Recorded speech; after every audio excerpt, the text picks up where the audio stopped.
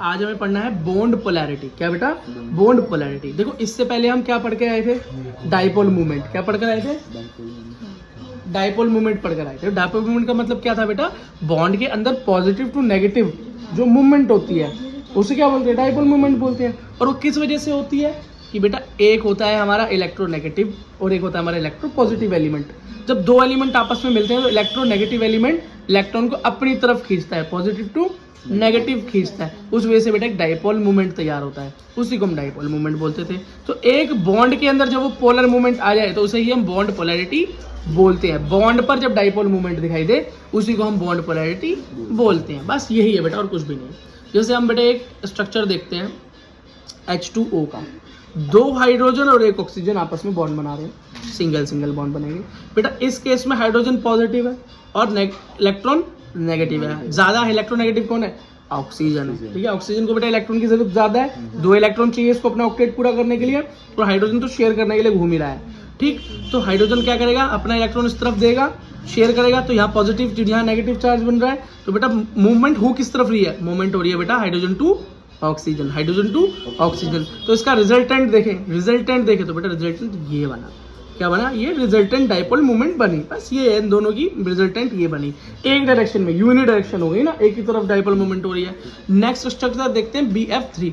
मतलब BF3, B central atom, सीधी सी बात है बेटा, मोस्ट इलेक्ट्रोनेगेटिव बीच में आता है, या इससे ज्यादा मोस्ट इलेक्ट्रोनेगेटिव इलेक्ट्रो पॉजिटिव। और इससे भी ज्यादा इम्पोर्टेंट आसान बात बताऊं तो बेटा जो नंबर में कम हो उसे चुपचाप सेंटर में लगा देना, ज्यादा वालों को साइड में लगा देना, ये नॉर्मल तरीका है।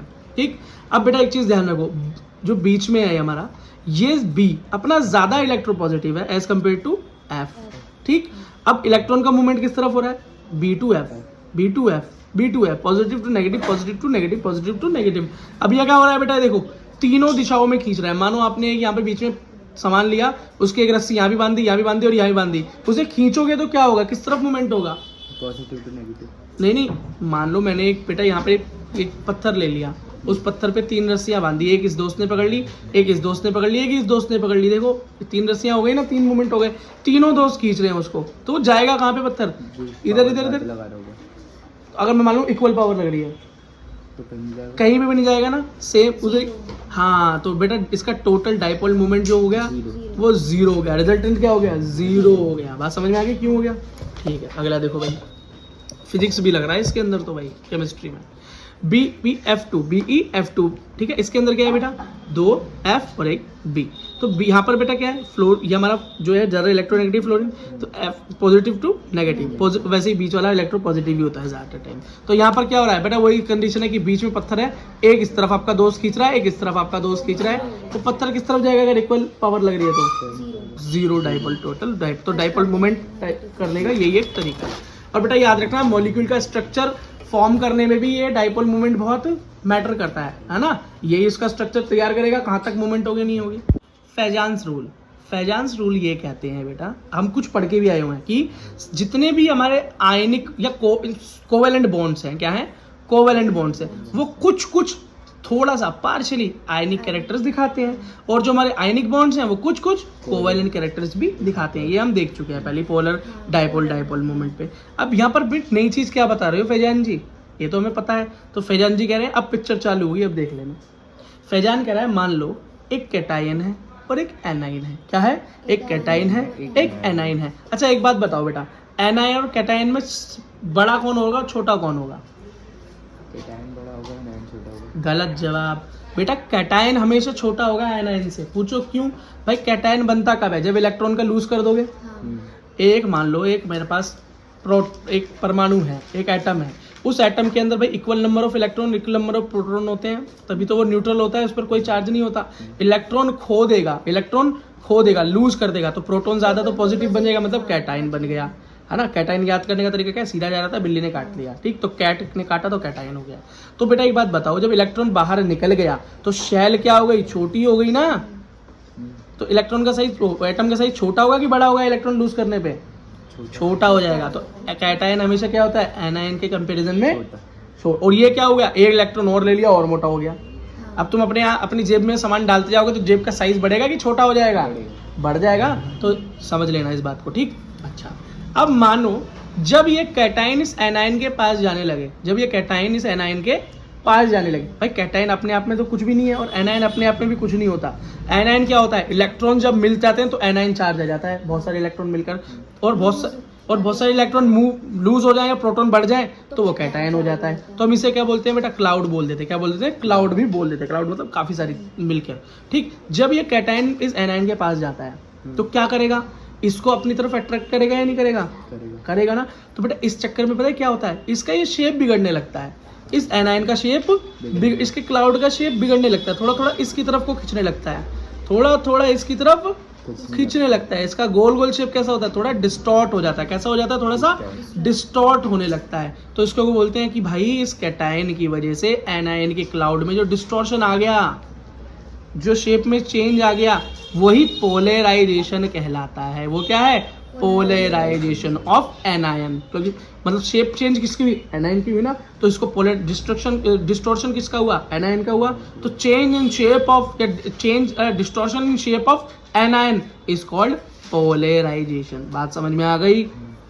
अगला देखो बेटा, अब पोलराइजिंग पावर क्या है, तो एक बात बताओ, इसको पोलराइज करवाया किसने, एनायन को, कैटायन ने। तो जितना ताकतवर, जितना पॉजिटिव, जितना ज्यादा पॉजिटिव कैटायन होगा उतनी ही ज्यादा उसकी क्या होगी, पोलराइजिंग पावर होगी। एनायन को क्या करने के लिए, उसको डिस्टॉर्ट करने के लिए, ठीक है, उसकी शक्ल बिगाड़ने के लिए। शक्ल बिगाड़ देता है जाके, उसकी है छोटा लेकिन काम करता है मोटा, ठीक है, जाके क्या करता है, शक्ल बिगाड़ देता है। तो इसने क्या कर दिया कि जितनी ज्यादा इसकी पावर होगी कैटायन की, वही बेटा पोलराइजिंग पावर कहलाती है। ज्यादा हो चाहे कम हो, पोलराइजिंग पावर कैटायन की पावर है टू पोलराइज एनायन, ठीक। अब पोलरेबिलिटी क्या है भाई, पोलरेबिलिटी का मतलब होता है एनायन की डिस्टॉर्ट होने की टेंडेंसी। कोई कोई क्या है कि भैया बहुत ज्यादा इलेक्ट्रोनेगेटिव है तो बहुत जल्दी पोलराइज हो जाएगा, जल्दी अट्रैक्ट हो जाएगा, और कम है, कम नेगेटिव चार्ज है, कम एनायनिक कैरेक्टर है तो धीरे धीरे हो पाएगा। तो tendency to polarize is polarizability, ठीक। बात समझ में आ गई होगी आई होप। यही फैजान जी ने नई बात बता दी, ठीक है। अगला, हाँ, अब वही बात जो मैं तुमको बता रहा था, जितनी ज्यादा पोलराइजेशन होगी, जितना ज्यादा शेप में चेंज आएगा एनायन की, उतना ही क्या होगा, उतने ही आयनिक कैरेक्टर कम होंगे। क्यों जी, एक बात बताओ भाई, अगर मेरा कैटायन और एनायन एकदम पास पास आ जाएंगे, क्या आ जाएंगे, तो शेयरिंग ऑफ इलेक्ट्रॉन होगी मतलब शेयरिंग करेंगे या इलेक्ट्रॉन एक दूसरे को दे देंगे, भाई दे ही नहीं पाएंगे। एक बात बताओ, मैं अपनी कॉपी अपने दोस्त को देता हूँ, कब देता हूँ, जब वो मुझसे दूर बैठा है। लेकिन अगर मेरे दोस्त पे बुक नहीं है, मेरे पास भी बुक नहीं है, और हम दोनों एक डेस्क पे बैठे हैं, तो मुझे उसको किताब दे दूं और मैं उस किताब में देख के पढ़ नहीं सकता, उसके साथ पढ़ सकता हूँ ना। तो एक ही बुक शेयर करूंगा ना, वो मेरे बिल्कुल पास आके बैठ गया है तो, है ना। जब दूर होगा तभी तो उस किताब को उस तक दे दूंगा, लेकिन मेरे बिल्कुल पास बैठा हुआ तो मुझे देने की जरूरत क्या है। तो बेटा जब इस तरह का अट्रैक्शन बढ़ता है, हाँ, तो कोवैलेंट बॉन्ड बनेंगे। कैसे, आयनिक बॉन्ड नहीं बनेगा, इसलिए आयनिक कैरेक्टर क्या होता है इस केस में, लेस हो जाते हैं, घट जाते हैं। दूरी बढ़ गई तो शेयर, हाँ, पास आ गए तो कोवैलेंट बॉन्ड ही बनेगा, ठीक है। तो खुद ही लिखा है मोर कोवैलेंट कैरेक्टर। दोनों में से एक भी चीज याद कर लो, दूसरी तो इसकी रिवर्स में याद हो ही जाएगी, ठीक। अगला, एक चीज और देखी है, जितना छोटा कैटायन होगा उतनी ज्यादा उसकी पोलराइजिंग पावर होगी। क्योंकि भाई देखो, कैटायन का साइज क्या होता है, छोटा होता है, और जितना छोटा कैटायन होगा उतनी ही ज्यादा उसकी पावर ज्यादा होगी। ऐसा क्यों होता है, थोड़ा इसका डीप की नॉलेज दे देता हूँ बेटा। देखो, हमको पता है ये बीच में न्यूक्लियस है, उसके बाद shell shell shell shell shells, बहुत सारी शेल्स आ गई बेटा। जितनी दूर बीच हमारा न्यूट्रॉन कैसा होता है, पॉजिटिव होता है। कैसा होता है, पॉजिटिव होता है। तो जितनी ज्यादा इसके ऊपर कवरिंग होंगी उतनी उसकी पावर दब जाएगी ना, उतनी पावर दब जाएगी ना। तो जितना बड़ा एटम का साइज होगा उसकी पॉजिटिव पावर क्या हो जाएगी, उतनी ही दब जाएगी। लेकिन जितना छोटा होगा उतना ही न्यूक्लियस बाहर की तरफ ज्यादा अट्रैक्ट कर पाएगा। इसलिए कैटायन की पावर हमेशा कब बढ़ती है, जब उसका साइज छोटा हो जाता है। बात समझ में आ गई, कोई दिक्कत नहीं है, ठीक है। Larger the anion greater it's polarisability, इसका मतलब, और जितना बड़ा एनायन होगा उतनी जल्दी पोलराइज हो जाएगा, मतलब उतना ही ज्यादा नेगेटिव होगा। जितना बड़ा होगा उतने ज्यादा उसमें इलेक्ट्रॉन होंगे, उतना ज्यादा नेगेटिव होगा, उतनी जल्दी पोलराइज हो जाएगा। Larger the charge on cation more its polarizing power. भाई सीधी सी बात है, जितना ज्यादा कैटायन चार्ज ज्यादा होगा, जितना ज्यादा महान पॉजिटिव होगा वो, जितना छोटा होगा उतना ही ज्यादा पोलराइज कर पाए देगा। एक ही बात है यार, ये दो पॉइंट अलग अलग लिखे हैं बस, क्योंकि दोनों तरह से पूछी जा सकती है बात, ठीक। क्योंकि भाई कौन छोटा कौन होगा एटम, जो वही छोटा होगा जो ज्यादा से ज्यादा इलेक्ट्रॉन लूज कर देगा, और जितना इलेक्ट्रॉन लूज करेगा उतना ही ज्यादा पॉजिटिव हो जाएगा वो, है ना। अगला देखो, larger the charge on anion more easily get polarize, और जितना बड़ा एनायन होगा, जितने ज्यादा इलेक्ट्रॉन ले लेके मोटा हो जाएगा, उतनी जल्दी उसकी शेप में डिस्टॉर्शन भी आ जाएगी। बात समझ में आ गई? आई होप आपको पहचान लो समझ में आ गया होगा। अब बेटा हमें पढ़नी है वेसेपर थ्योरी या वेस्पर थ्योरी बोली जाती है, ठीक। इसका नाम क्या होता है? इसका मतलब है valence shell electron pair repulsion. नमस्ते बेटा।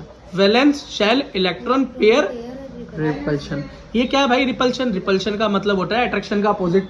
अट्रैक्शन का मतलब खींचना, जोड़ना, चिपकना, और रिपल्शन मतलब फेंकना, दूर करना, धक्का देना। ठीक है। अच्छा, अब वैलेंस शेल लिखा है तो मतलब वैलेंस शेल इलेक्ट्रॉन के बारे में कुछ समझना है हमें, ठीक है बेटा। वही बात है, देखो बेटा, जब दो एटम आपस में जुड़ते हैं या आपस में पास आ जाते हैं, जुड़ जाते हैं, मानो हमने यहाँ पर केस लिया है O2 मॉलिक्यूल का। किसका? O2 मॉलिक्यूल का। हाँ, अब मानो ये जब दो एटम आपस में जुड़ गए तो इनके लास्ट, बेटा इसके भी लास्ट शेल में क्या है? इलेक्ट्रॉन। इसके भी लास्ट शेल में क्या है? इलेक्ट्रॉन्स। बेटा इलेक्ट्रॉन के दोनों का चार्ज कैसा होता है? नेगेटिव होता है। तो बेटा नेगेटिव नेगेटिव आपस में क्या करते हैं? क्या करते हैं? दूर फेंकेंगे बेटा, रिपल्शन करेंगे। पॉजिटिव और नेगेटिव के बीच में अट्रैक्शन होता है, लेकिन अगर पॉजिटिव पॉजिटिव है तो रिपल्शन, और माइनस माइनस हो तो भी रिपल्शन। तो बेटा एक दूसरे को क्या करेंगे? इलेक्ट्रॉन रिपल्शन करेंगे, एक दूसरे से दूर रहने की कोशिश करेंगे। लेकिन यहाँ तो मजबूरी में जुड़ना पड़ गया, ऑक्टेट पूरा करना था, तो ये बाकी बेटा दूर भागने की कोशिश करेंगे। किसकी? दूर भागने की कोशिश करेंगे। देखो बेटा दूसरी चीज यहाँ खुद बोल रहा है भाई। पहली बात, एक तो ये बेटा ये बताता है कि मॉलिक्यूल की शेप डिसाइड करता है ये वेस्पर थ्योरी, ठीक। दूसरी बात, वैलेंस शेल के इलेक्ट्रॉन्स हमेशा एक दूसरे से दूर भागने की कोशिश करते हैं क्योंकि वो रिपल्शन करते हैं, नेचुरल है रिपल्शन है। अगला देखो बेटा, यहाँ पर मैंने एक CO2 का स्ट्रक्चर बनाया, central atom C, oxygen oxygen, भाई वही इसको अपने 4 पूरे करने थे, इसने शेयर कर लिया 2 से, इसने शेयर कर लिया 2 से। अब ये देखो जरा, हमारा पॉइंट क्या कहता है कि इलेक्ट्रॉन्स दूर भागते हैं, एक दूसरे को रिपेल करते हो। देख रहे हो, ये जो बाकी बचे हुए नॉन पेयर इलेक्ट्रॉन्स हैं, ये देखो कितना दूर है एक दूसरे से, एकदम पास में क्यों नहीं इकट्ठे, सारे में क्यों इतनी दूर दूर फैले हुए हैं? क्योंकि एक दूसरे के साथ रहना नहीं चाहते, एक दूसरे के साथ रहना नहीं चाहते। यही मैंने क्या लिखा है? यही बेटा देखो मैंने इसके अंदर, इस पॉइंट के अंदर, सेकंड पॉइंट के अंदर बता रखा है कि अपने बीच का रिपल्शन कम करने के लिए, दूर भागने के लिए क्या करते हैं भाई? मैक्सिमम डिस्टेंस फॉलो करते हैं एक दूसरे से। रिपल्शन कम करना है ना, तो दूर चले जाएंगे, एक दूसरे क्या करेंगे? दूर चले जाएंगे। इसलिए क्या पूरी शेल में पीछे की तरफ नजर आते हैं, सिर्फ पेयरिंग वाले सामने हैं, बाकी सब दूर है, बाकी सब क्या है? दूर है, ठीक है। अच्छा भाई एक चीज देखो जरा, यहाँ पर मैंने एक स्ट्रक्चर लिया है किसका? H2O का, 2 हाइड्रोजन और 1 ऑक्सीजन। देखो बेटा यहाँ पर बॉन्ड पेयर तो एक साथ दिखाई दे रहे हैं, लेकिन लोन पेयर देखो कितनी दूर भाग गए। और एक चीज देखो, लोन पेयर कौन होते हैं बेटा? 2 इलेक्ट्रॉन का एक सिंगल पेयर बनता है, और लोन का मतलब जो कि पार्टिसिपेट नहीं करते, किसमें? बॉन्डिंग में। और बॉन्ड पेयर जो कि 2 इलेक्ट्रॉन आपस में पार्टिसिपेट, तो बॉन्ड पेयर हो जाता है। एक बॉन्ड पेयर में 2 इलेक्ट्रॉन होते हैं, एक बॉन्ड पे लोन पेयर में भी 2 इलेक्ट्रॉन होते हैं। पेयर का मतलब जोड़ा, चप्पल की जोड़ी से याद रखना, नहीं तो चप्पल पड़ती घर पे नहीं आया तो नंबर कम आएगा, चप्पल पड़ेगी घर पे, ठीक है। अगला देखो बेटा, याद रखना बेटा, लोन पेयर और लोन पेयर का रिपल्शन हमेशा ज्यादा होता है as compare to bond pair और बॉन्ड पेयर के। ऐसा क्यों? क्योंकि भैया बॉन्ड पेयर और बॉन्ड पेयर की तो मजबूरी है कि आपस में जुड़ के रहना ऑक्टेट पूरा करने के लिए, लेकिन लोन पेयर की तो कोई मजबूरी नहीं है ना। इसलिए एक दूसरे से क्या बोलते हैं? ज्यादा रिपल्शन करते हैं और दूर भाग जाते हैं, एक दूसरे से क्या रहते हैं? दूर रहते हैं। बॉन्ड पेयर की मजबूरी है, पर लोन पेयर की कोई जरूरत मजबूरी नहीं है। आप बेटा लोन पेयर में ज्यादा रिपल्शन होता है, ऐसे याद कर सकते हो। लोन पेयर का मतलब है लड़ाकू। लोन पेयर का क्या मतलब है? लड़ाकू। लड़ाकू लोग कौन होते हैं? दूर भागते हैं एक दूसरे से, क्या? दूर भागते हैं। तो लोन से लड़ाकू, लड़ाकू क्या है? दूर भागते हैं। तो वेस्पर थ्योरी में बेटा ये चीज याद रखना कि लोन पेयर या लड़ाकू पेयर्स का रिपल्शन ज्यादा होता है as compare to bond pairs, ठीक। वैसे मैंने तुमको समझा दिया है बनाकर, तो याद रहेगा, पर फिर भी ये बेटा पूछ लिया जाता है। क्या पूछ लिया जाता है? तो आपको कोई दिक्कत नहीं होगी। अच्छा बेटा एक चीज देखो बेटा, वेस्पर थ्योरी में एक बड़ी कंफ्यूजिंग चीज है, बस इसको अपनी पूरी शक्ति से याद कर लेना, पूरी शक्ति से समझ लेना। देखो बेटा, a multiple bond is treated at it is a single electron pair. बेटा वेस्पर थ्योरी के अंदर मल्टीपल बॉन्ड्स को भी एक सिंगल पेयर की तरह काउंट करते हैं। आप बोलोगे भाई ये क्या हुआ, क्या है, मेरे समझ नहीं आया। बेटा एक देखो, मैंने क्लोरीन और क्लोरीन Cl2 का एक बॉन्ड बनाया, इसके बीच में कितने बॉन्ड बन रहे हैं? एक सिंगल बॉन्ड बन रहा है। कितने इलेक्ट्रॉन पार्टिसिपेट कर रहे हैं? 2 पार्टिकल। इसको बेटा सिंगल बॉन्ड बोलते हैं, इसको सिंगल बॉन्ड बोलते हैं।